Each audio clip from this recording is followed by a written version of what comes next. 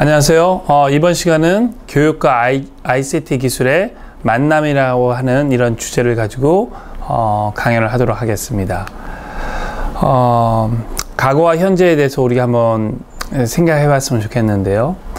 왼쪽에 있는 것은 과거의 우리 사람들의 어떤 시대들의 문화적인 활동가 또는 기술 또는 과학에 대해서 이야기를 하고 있는 거고, 오른쪽은 현대의 시대를 지금 대비해서 나타내고 있습니다. 이렇게 말을 타고 다니던 그런 시대, 그거보다 조금 더 발전된 이런 초기의 자동차를 타고 다니던 이런 과거가 있었다라고 하면, 이제는 비행기 그리고 컴퓨터로 동작하는 또는 무인 자동차 정도의 것들이 나와서 과거와는 완전히 다른 이렇게 변화의 시기가 불과 100년도 안 되는데 아주 많은 그런 변화가 있었습니다. 그리고 이쪽 왼쪽에 있는 이 그림은 지금 예전에 지금 광화문의 이 거리를 지금 나타내고 있고요. 오늘날의 이 광화문의 거리, 지형적으로 보면 똑같은 위치인데 그리고 이 당시에도 많은 사람들이 살았고, 그리고 현재에도 많은 사람들이 사는데 전혀 다른 문화와 기술적인 그런 환경에서 지금 살고 있죠.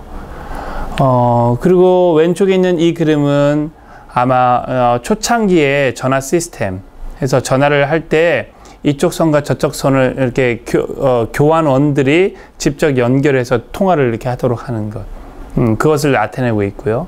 그리고 실제 우리가 편지를 쓰게 되면 우체국을 통해서 사람의 손에 의해서 전국 또는 다른 나라로 직접 이렇게 우편이 전달되는 그런 시대들이 있었습니다. 근데 오늘날은 지구 저 반대편에 있는 사람들과 너무나 쉽게 인터넷으로 전화를 할 수도 있고요. 또는 동영상 회의를 할 수도 있고, 그리고 이제는 더 이상 손으로 쓰는 이 손글씨 이메일보다는 내가 항상 들고 다니는 스마트폰을 이용해서 이메일을 보내면 아주 순식간에 저 지구 반대편에 있는 친구들이나 내가 아는 사람들에게 이렇게 의사소통할 수 있는 그런 세상이 되었죠. 자, 마지막으로 이제 교육의 어떤 상황을 지금 나타내고 싶어서 이 그림을 넣었습니다. 학생들이 지금 책상에 앉아 있죠. 그리고 아마 저쪽에 이제 선생님이 한 분이 지금 보입니다. 이게 아주 오래된 형태의 교육의 현장입니다. 아마 중세 시대에도 이렇게 학생들이 앉아 있고 선생님이 교탁에서 가르치는 이런 것들이 됐었을 거라고 생각됩니다.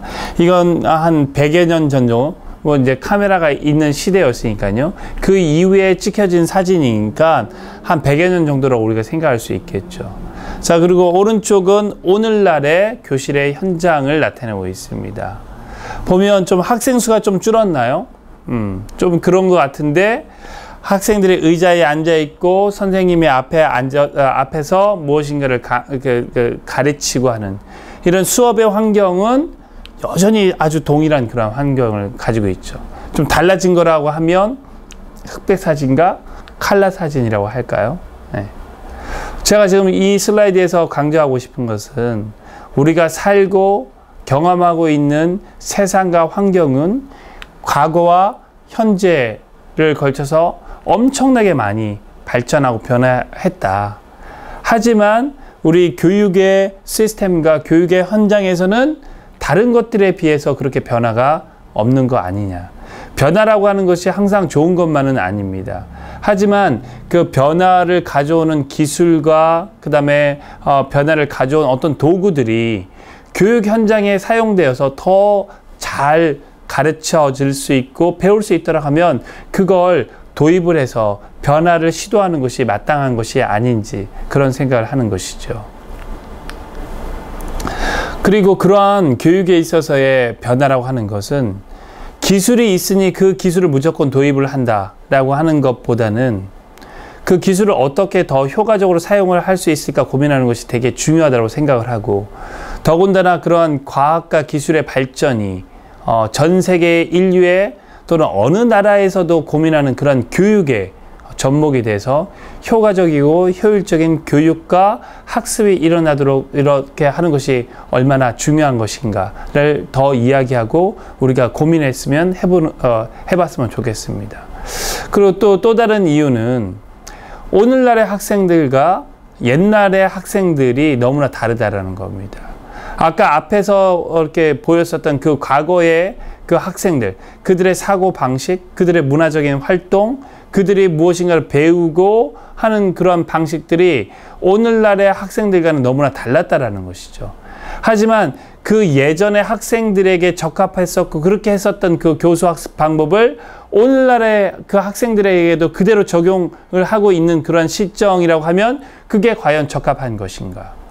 오늘날의 학생들에게 더 적합한 매체와 도구와 그런 기술들을 이용을 한다고 하면 그런 것들이 오늘날 학생들에게 더 효과적인 그런 학습을 하는 데 있어서 분명히 도움을 주지 않을까라고 하는 그런 생각을 하는 것이죠. 자, 그러면 오늘날의 학생들은 그러면 어떤 특성들이 있길래 과거의 학생들과 다르다라고 이야기하느냐? 그리고 그런 특성들이 가지고 있는 학생들이 도대체 어떤 것에 대한 변화가 있어야지만 학습과 교육이 더 잘 될 수 있을까를 설명하도록 하겠습니다. 오늘날의 학생들은 디지털 네이티브라고 하는 그런 단어로 많이 표현이 됩니다. 또는 넷세대라고 표현이 되는데요. 디지털 네이티브라고 하는 것은 무엇이냐면 태어날 때부터 그들은 디지털 세상에 적응해서 태어났다라는 것. 태어날 때부터 그들은 디지털 세상에서 태어났다는 걸 이야기합니다.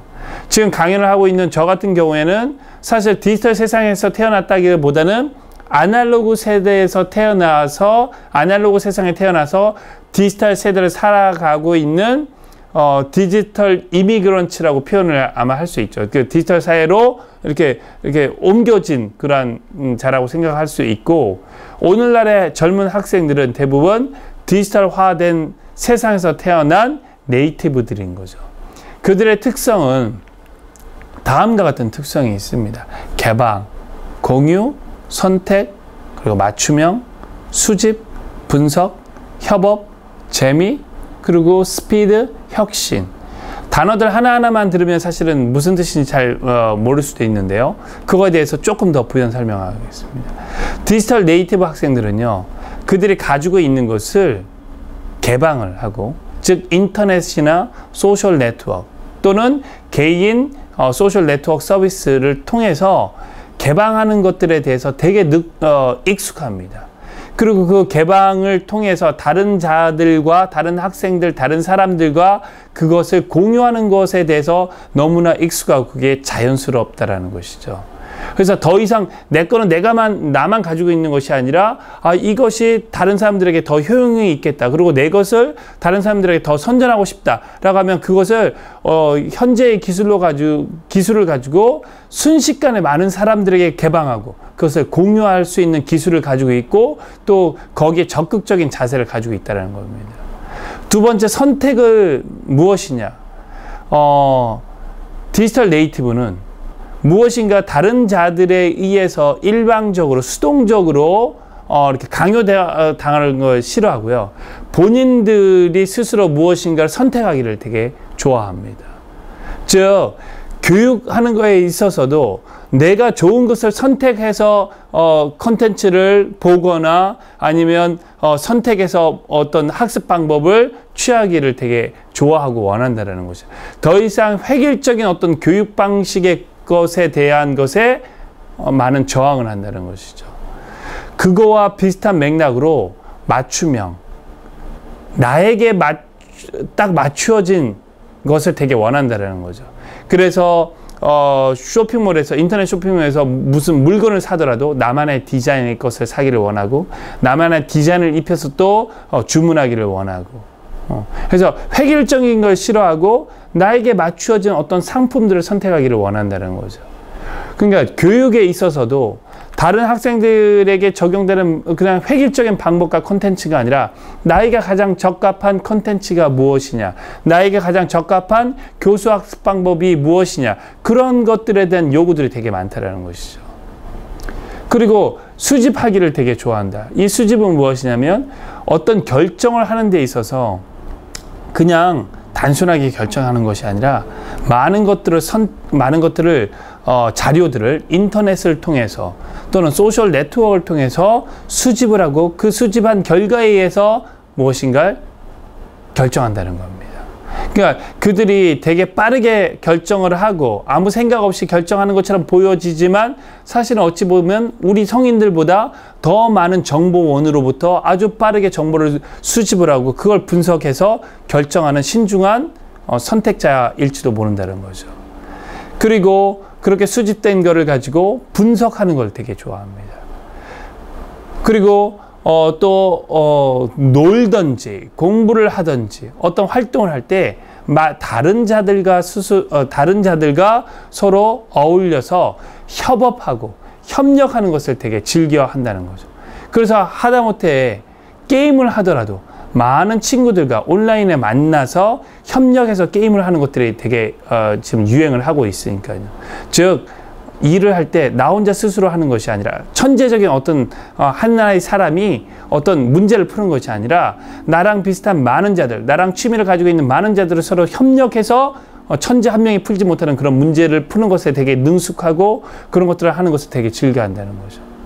그리고 아무리 좋은 걸 하더라도 재미없으면 절대로 하지 않습니다. 그렇기 때문에 우리가 교육용 콘텐츠를 만들고 교육용 시나리오를 만들 때 그들이 재밌어 하도록 만들어야 된다는 것을 우리가 반드시 명심해야 되죠.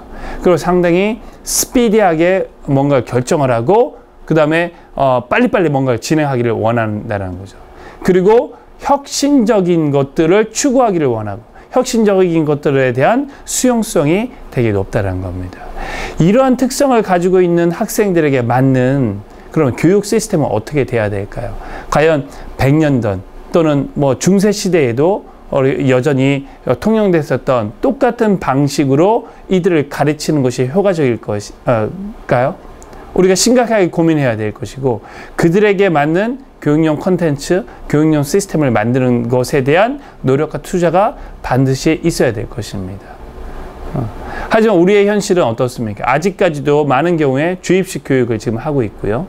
그리고 선생님은 비어있는 학생들의 머릿속에 일방향적으로 집어넣는다 라고 하는 이런 생각들을 많이 하고 있고 그런 상태입니다. 근데 최근 들어서 국가 주도로 스마트 교육 또는 스마트 러닝이라고 하는 것이 되게 중요해서 이제 ICT 기술을 이용해서 어떻게 그러면 스마트하게 학생들을 가르칠 수 있을까에 대한 그런 연구와 노력들이 지금 다행히 많이 되고 있는 실정입니다. 그런 것을 추구하기 위해서 디지털 교과서라고 하는 것들도 만들어지고 단순히 PDF나 일방향적인 그러한 상호작용이 없는 그러한 디지털 교과서가 아니라 쌍방향적인 그러한 소통과 그리고 아까 앞에서 이야기했었던 그런 특성들이 반영될 수 있는 디지털 교과서가 시범적으로 만들어져서 운용되고 있는 실정인데요. 상당히 고무적이고 그러한 노력들이 실제 효과적이고 효율적인 그 교육을 하는 데 있어서 많은 도움이 되었으면 하는 그런 바람입니다.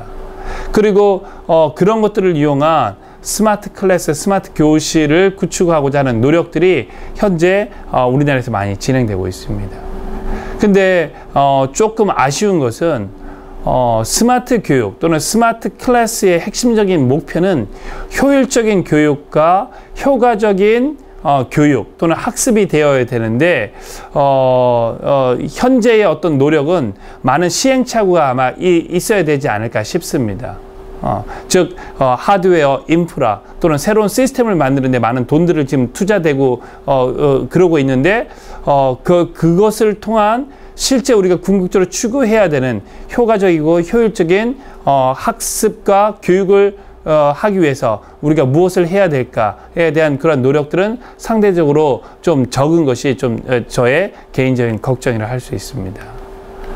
자, 그러면 그런 것들이 이제 이상적으로 된다라고 할 때, 즉 ICT 기술과 교육이 접목해서 효과적이고 효율적인 그런 학습들이 이루어지는 그런 이상적인 그런 환경이 만들어지기 위해서는 어떤 것들이 필요할까요?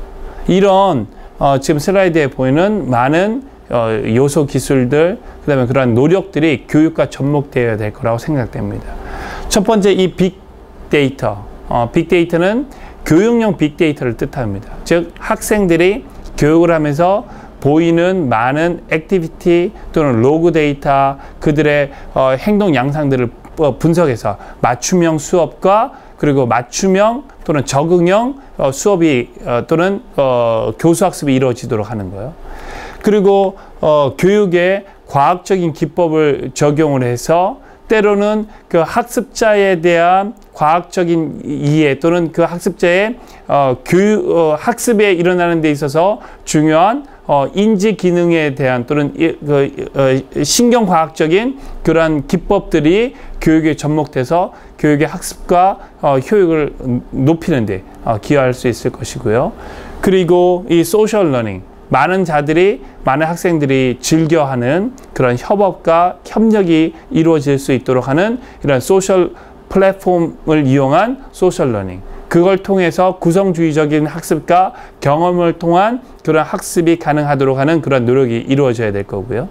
그리고 온라인 시스템 또는 e-러닝 시스템을 통해서 많은 학생들이 앞으로 교육을 하게 되는 그런 디지털 에듀케이션 시대가 지금 도래하고 있고 앞으로도 더 성숙해질 건데, 그럴 때 아무래도 인간 선생님이 학생을 가르치는 것보다는 감성적인 부분에서 부족할 수 있거든요. 근데 그러게 되면 학습 효과는 반드시 떨어질 겁니다. 시스템을 이용을 하게 되면. 그런 부분들을 보완 감성 처리 기술이 시스템에 적용돼서 학생들에 대한 감성을 잘 파악하고 마치 인간 선생님이 학생들에 대한 그 감성에 대해서 이해하고 그거에 따라서 적절하게 이렇게 대응하는 그런 기술들이 또 되어야 될 것이고요. 그리고 그러한 것들이 또 가능하도록 하는 그런 인공지능 그런 기술들, 그게 적극적으로 교육과 이렇게 접목이 돼야 될 것이고, 그리고 요즘 많이 화두가 되고 있는 OCW와 MOOC라고 하는 것, 이것들이 교육에 어떻게 하면 더 효과적으로 효율적으로 접목되도록 할 것이냐에 대한 그런 연구와 노력들이 많이 돼야 될 것이고, 앞으로의 디지털 에듀케이션에서는 지금 이 바깥에 있는 이 기술들이 잘 이렇게 접목이 된 것들을 실제 선생님들, 학생들 또는 우리 학부모들이 많이 볼 수 있는, 그리고 경험할 수 있는 시대가 곧 올 거라고 예상을 하고 기대를 합니다. 오늘 이상으로 강연을 마치도록 하겠습니다.